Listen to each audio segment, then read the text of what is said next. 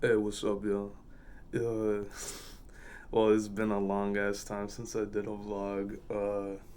I even said last weekend, for those who followed on my Instagram, I said last week I was gonna do one, but I ended up getting stuck with dog sitting, so didn't have any time. But now I got some time, so I'm gonna do the quick vlog like I promised you on my story on Instagram. It's gonna be gas station stories, and I'm gonna break it up to about a few different categories. I'm gonna do pleasant experiences with customers, just like really interesting ones. Um, Weirdest tips I've gotten. Uh, Dealing with angry customers, and just other funny experiences I had while working at the gas station. Because if y'all don't know, I'm a fuel attendant, and I know that may be an uncommon thing for a lot of people who do not live in New Jersey or Oregon. So, just so y'all know, in New Jersey and Oregon, I think those are the only two states left in the entire United States that do this. It is a full service. They have fuel attendants pump the fuel for you. You just sit in the car, you hand them whatever form of payment, they set you up, and they just pump the fuel for you. I know in Oregon it's like 50-50. There's some places that do full service, there's some people that do it self service, or people do it themselves. But in Jersey, it's all full service.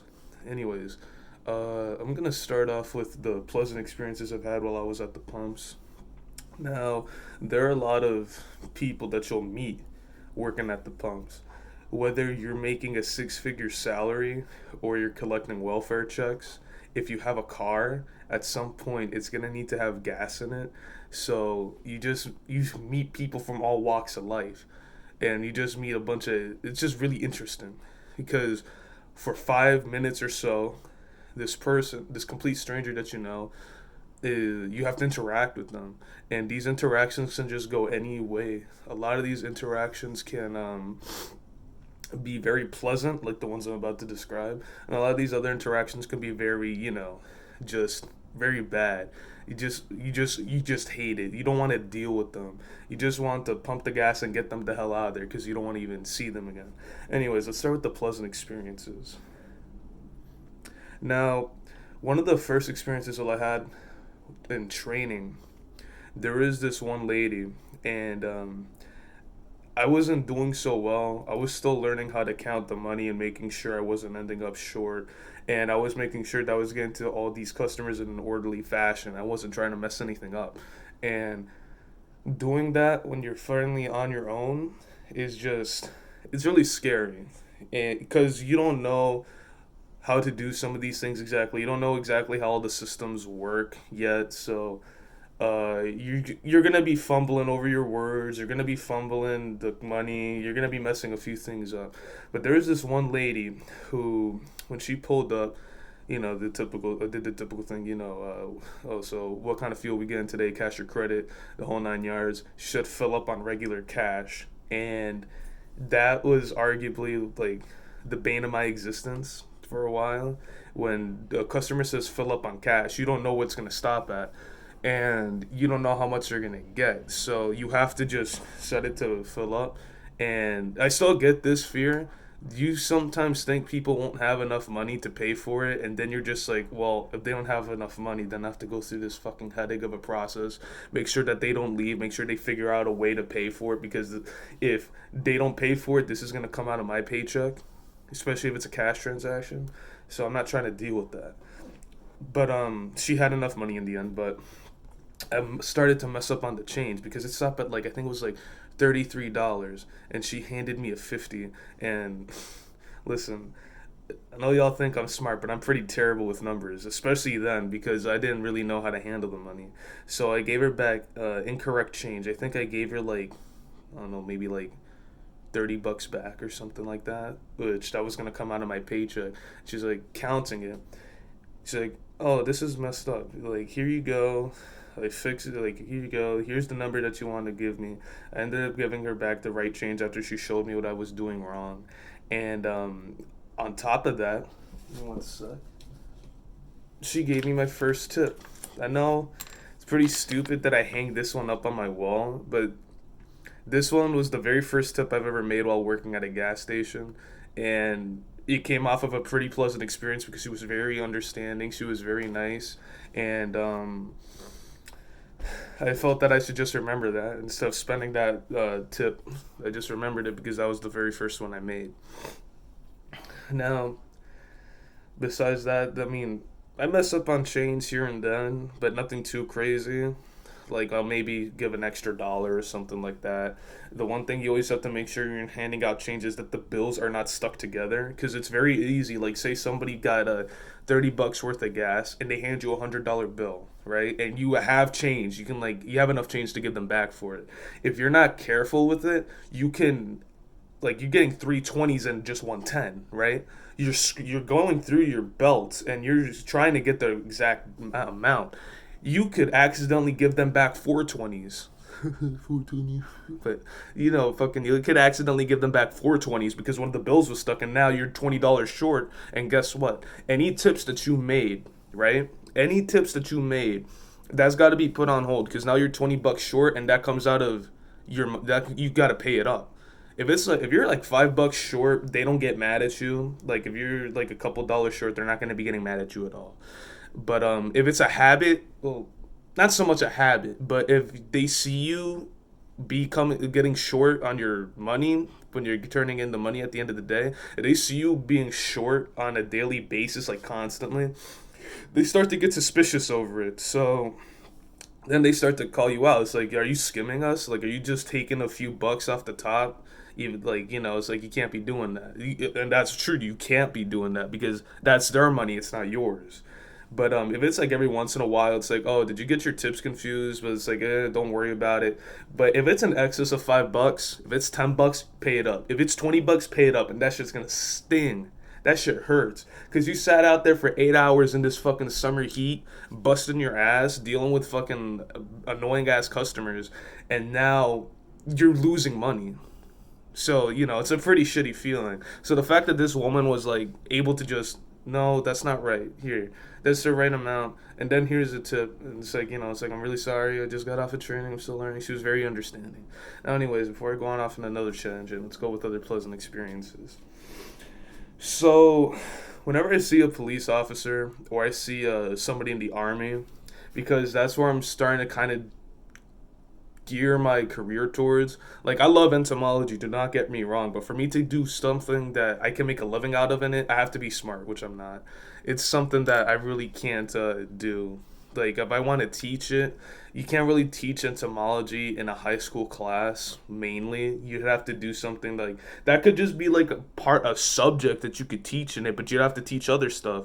And I just want to teach entomology. And if I want to just teach entomology, most likely than not, I have to become a college professor for that. And I am about to be doing all that. Especially because I really do not like college campuses at all.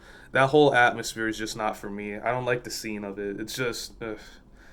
I'm not a really big fan of it. But anyways, anytime I see a cop or anytime I see somebody in uniform, I'm always talking to them like, it's like, how do you like the job? How'd you get into it? It's all these other things. And I always start asking them a bunch of questions because that's something I want to get into. And they're always some of the nicest people, man. They give you some really good advice. They really are genuine about it, and a lot of them do seem happy with their jobs. And so anytime I interact with these people, it's always a pleasant experience. I never have any issues with them. Other people that I get some pretty pleasant experiences with are people in like work vans and all that. If y'all follow me on Instagram, I posted this a little while ago, like about a week or two ago. There was this peanut truck that pulled up at the gas pumps, and as soon as I saw it, I'm like, holy shit, like I gotta get a photo with this. Like it was killing me when I saw that. It was early, there wasn't too many, it wasn't busy at all. Like this was the first customer I had in maybe 10 minutes. Well, and I was just standing there. So when I saw that, I'm like, dude, I gotta get a photo with them before they head out. And when they pulled up, dude, they were some of the they were so fucking happy. Like this lady was driving, and she's like, "Hey, hi," it's like she was in such a fucking good mood. And I was just like, "Oh my god, like this is ridiculous." And when none of them got out, I'm like, I set them up at the to start pumping, and then I was like, I know you probably get this a lot, but do you mind if I get a photo with this? Oh no, not at all, man, not at all. Go ahead, stand next to it, go, man. Oh, you like go ahead. And he took a few photos for me, and it was really nice. Another few interesting interactions you have that are kind of cool is like people who drive certain cars. There was for people who know cars out there, right? Now, this past weekend, I saw something really interesting. I think it was a Lincoln Mark Seven, and if you guys don't know about Lincoln Mark Sevens, they have a turbo diesel engine in them, and this car is really rare. Apparently, the dude was telling me there's only like 20 left in existence, and so when I first saw the car pull up, I'm like, okay, well, it's one of those older cars. I've pumped fuel for a few older cars before, but it's not as often as you would think. But anyways, when he pulled up in it, I heard the engine, and now, if for those people who know about cars, a diesel engine is very distinctive. You can hear a diesel engine. It rumbles when it's like a even on like it's a diesel engine just if you listen to it. But I when I saw him pulling up, I'm like, oh no, that's got to be gas. It's just an older car. That's why it's a bit louder. And then I go to open up the gas cap and I look. I'm like, diesel. I was like, what the fuck? That is so weird. Like I've never seen it before. And then the guy hops out the car and I was talking to him about it. It's like, dude, it's like I didn't know Lincoln ever made any diesel engines or like had like a line of cars that had diesel engines in them. And he was like, oh dude, like here. It's like and he showed me his website. The dude's a car collector.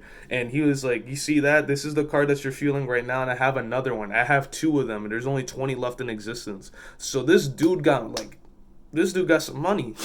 He got some fucking money, dude. He fucking has two of these cars that apparently there's only 20 of them left in existence. This fucking original paint on them and everything.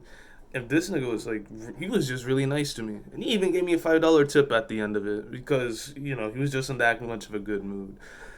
Um, let's see what else is there. Well, you rarely get cool interactions with people with those kind of cars because some of them are fucking holier than thou. They think they're hot shit. Like anytime I have to fuel up a Bentley or fucking like a Rolls Royce or like a souped up fucking Porsche or Mercedes or fucking BMW or something. Some of these people are pretty chill. I remember there was one guy who had this. I think it was I think it was a Skyline. I think he had like a souped up Skyline, and I had to help him push start it. So for like I probably like he needed to start it, but it wasn't working. So I'm so he needed help trying to push start it, so I ended up having to do some shit like I'm the fucking NASCAR pit crew. He was starting to pull off from the pumps, and I was just right behind him, and I was pushing the car, and he was switching it into gear. Then he took off, and I was just like, well, that was a fun experience. And then I saw him again like last week, and I was laughing my ass off when I saw him. I was like, oh dude, what's up, man? So he was driving the same car and everything. Walked up and dapped each other up. He was a pretty good guy. But these people who have these other cars, though, some of them think that they're really hot shit about it, and it's really annoying to deal with those kind of customers that they think they're a lot better than you because it's like, okay, well, I'm just here to fucking pump gas, dude. You don't have to make shit. You don't have to make it difficult. But guess what? A job that should be so easy is made extremely difficult because of these people because they think they're so fucking better than you. They sit there like when I go up to customers, like, listen, I can be pretty good with customers. I'm pretty good with customer service a lot of the time. When I'm working at my pump by myself, I'm in a pretty relaxed mood the whole time. I'm pretty, I'm just in a good mood about it. I don't got anything to be mad about. At least when I first start working, sometimes I get something to be mad about if it's a poor experience with the customer. That's gonna be in the next section. But when I'm dealing with these customers, I'm always walk up to them and say, oh, hey, what's going on? How you doing? If I see if it's like a Spanish family, I go up to them, I start speaking to them in Spanish, just to make the process go a bit easier because there's a lot of these, especially a bit of the older Latin people. A lot of them speak some broken English. So rather than have them go through that whole process and end up having a miscommunication with them, because there's gonna be some numbers that they sound the same. It's like 20, and it's like, did you say 30? Because it's loud as hell over there. And then the last thing I want to do is put more gas in a car than somebody wanted, because then they're gonna get mad. If it's like I only have $20 cash and you put 30 in there, what the hell am I supposed to do? You know what I mean? Like that's the problem that I always try to avoid. I'm not trying to put more gas in there than what somebody wants, because then there's a whole fucking issue that comes of it. So whenever I see them, I just start speaking to them in Spanish just to move the process along, and I get two reactions. One of them, oh, okay, well, he knows how to speak Spanish. He looks Spanish. Let's go. Let's get on with the transaction. And then there are some that they give me a weird ass look. They're like, "Whoa, what? You can speak Spanish? Oh, that's crazy." They're like, Where'd you learn how to speak Spanish? Where are you from?" And I'm like, "Oh, it's like my mom's Dominican, my father's from Spain. So if I didn't learn how to speak Spanish when I was a kid, it would have been a damn shame, you know." Rhyming accidentally, by the way. Somebody sign me. But with a lot of these Spanish families, they can be some of the nicest customers I deal with. This is just me, coming up with the reason why I think, at least, it's if they see somebody, it's like, it's like, damn, that's a fellow beaner. That's a fellow beaner, bro, and he's out here working, he's out here doing his thing, and especially somebody my age. There, a lot of people get conflicted stuff when they see me and they try and guess what my age is. I had customers guess that I was like 27 years old. Now I don't think I look 27. I don't know if I act like I'm 27, but apparently this guy thought I was 27 years old. I'm like, nah, dude, I'm only 19. And he's like, what? What? What? You playing, dog? Nah, you ain't 19. It's like, nah, I'm 19, bro. If you really don't believe me, I'll show you my fucking ID. But anyways, when they see somebody like my age doing it, they're like, oh, well, this is he has to meet ends and all that. He's probably going to college, and a lot of them do ask me, it's like, what you doing here, dude? Like, you're young to be doing this. I'm like, well, right now I'm just going to college, and I need a job to help me pay for gas, pay for food, maybe save up a little bit and start paying off parts of my tuition off, something like that. They're like, oh, that's good, what you studying. I tell them what I'm studying. He's like, that's good, man, you got to keep at it. And then they give me a tip. The most I've ever gotten on a single tip, $12. And you'd be lucky during some shifts. You're lucky to make $12 in like an hour or two. But I made $12 off of one customer, and I was in a fucking good ass mood. And you know what? That's a good segue to the craziest tips I've gotten. Now, for tips, I've gotten the typical, $1 bill. Some people are generous. They'll give me a few bucks. Like, they'll give me $2, $3, $4. So it starts to get pretty generous. Anything past $5, and I've gotten $5 tips, and it's pretty often you get a $5 tip. It's almost at least once a day when you're working there, you're gonna get a $5 tip from somebody, and they're just being hella generous about it. And a lot of these people who give out $5 tips are people who are not the assholes in their sports cars and shit. They're the people who have sports cars, but they're not assholes about it. You know what I mean? People who drive Range Rovers and aren't assholes about it. And like really nice families, like a lot of nice families out there, they'll be pretty generous with giving you a tip. They'll be very, very nice, and it's a very pleasant experience to deal with some of these people. Like, because over where I work at is it's like a rush stop on the turnpike, so you see a lot of people out of state traveling and all that. And when I get to talk to these people, I'm always asking, like, oh, you guys coming from a road trip? And then he's like, oh yeah, no, I'm coming from all the way from Vancouver. I'm like, god damn, bro, that's all the way over there, what you doing here? And they're just very nice, and they are very laid back. They're already in a good mood half the time if they're on a road trip, because they're out there and they're enjoying their time with their family. And having these experiences, like dealing with those customers, is always a pleasant experience, because they're very nice. There's those fucking people that wear like the grill dad shirts or like the grandpa t-shirts and all that. When I see them wearing that shirt, but it's like with a family, I almost kind of excuse it. I'm not sitting there like, oh my god, why are you wearing that? I'm sitting there looking like, that's really nice. Like, he's really enjoying his life right now. That's really good, because a lot of people don't do that enough. And So, anyways, with some of these people, they'll be very generous with their tips. It's been very often I've gotten at least $3 off of those kind of people just on their based on my customer service about it. I don't squeegee windows, which I mean, you can make a lot of money squeegeeing windows. It's just I don't typically do it because of a few things. One, it's way too busy for me to sit there because I have to work 6 pumps, right? Well, 3 pumps, but there's two places you can fuel on one side. So like you have one pump here, you can fuel on this side or this side. So in reality, it's like working six with 6 different vehicles.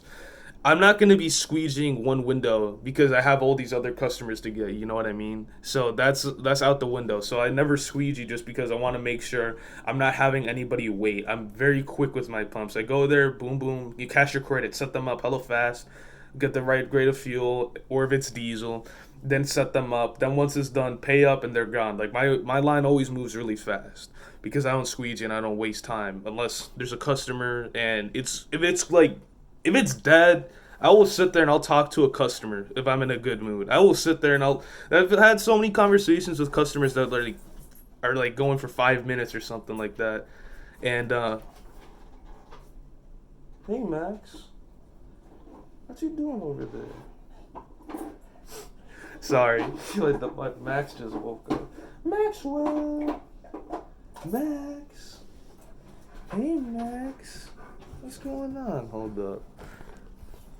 Yeah, look who's here to bother me right now. Hi, Max. Hello. Okay. Anyways, let me get back to finishing this up. Shit. Oh, God. There we go. Okay. Anyways, where was I? Okay, yeah. So, with, dealing with some of these customers and all that when it's not too busy, I'll sit there and I'll have a conversation with them. And they're pretty chill. There's been some people I've had conversations with like recently. It's like, man, it's like this is ridiculous. I gotta deal with my parole officer and all that. I'm sitting there like, yeah, that's cool too. It's like you go figure that stuff out, man. I ain't trying to get caught up with that. But he seemed pretty chill, like about it. He was in a good mood, so I wasn't really too, like alarmed. But anyways, like, so some of these